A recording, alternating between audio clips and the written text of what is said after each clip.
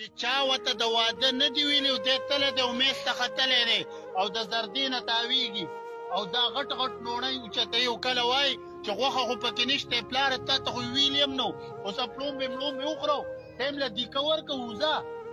دعوت ته نه یې شوی دعوت ته نه یې شوی تا ته کارډ نه دی راغلی تا ته انویټیشن کارډ نه دی راغلی ته انوایټ شوی نه یې تا ته دعوت نه دی میلاو داسې واده له تلل دا حرام او ناجایز دي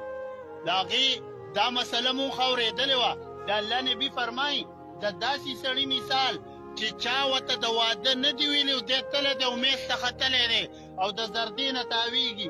او دا غټ غټ لوڼی اوچتوي او کله وایي چې غوښه خو پکې نشته پلاره تا ته خو ویلي یم نو اوس پلومبې ملومبې وخورو ټایم له دیکه ورکه وځه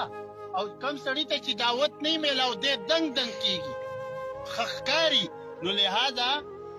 دعوت چاته میلاو نه یو دی روټۍ له لاړې د الله نبي فرمایي د دې سړي مثال د هغې سپي دی چې ډېر خوراک وکړي او حرسناک او خوراک وکړي او ډډې ته لاړ شي سپی چې ډېر خوراک وکړي دی بیا یې الټۍ کوي ډډې ته او چې کله ورته بیا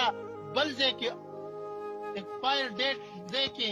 بل خوراک میلاو نه شي نو په هغه شته خوراک پسې بیا راشي هغه وخوري نو د دې سړي مثال د هغه سپي دی چې په هغه الټو کړو خوراک پسې واپس راشي وخوري نو زما عزتمندو وبال یې څومره دی او بل دا دی یو سړي به د لږو میلمنو کار کړی او ته پکې خانه ناپرسان دی بې تپوسه ورغلی ناسې پکې او خوراک کې جایز نه دی عزتمندو بله دا دی مونږ دې مسلو ته احتیاط نه کولو اوس خلکو کارډونه جوړ کړه او په کارډ کې تا ته هغه حدیث ذکر کړی وای بخاری شریف کې حدیث دی 5324 نمبر چې بې دعوته به د چا واده له نه دی دا دې ته جوړوله چې کارډ ته حدیث وخېجولو چې بې دعوته دې سړی نه راځي دا ولې دا زمونږ د بې احتیاطۍ د وجې نه او زمونږ د ناپوهتیا د وجې نه او داسې نه چې مونږ پوه نه یو ښه پې پوه یو چې بې دعوته پروګرام له تلل جایز نه دي هغوی شی کارډ ته وخېجولو او زمونږ هر څه برباد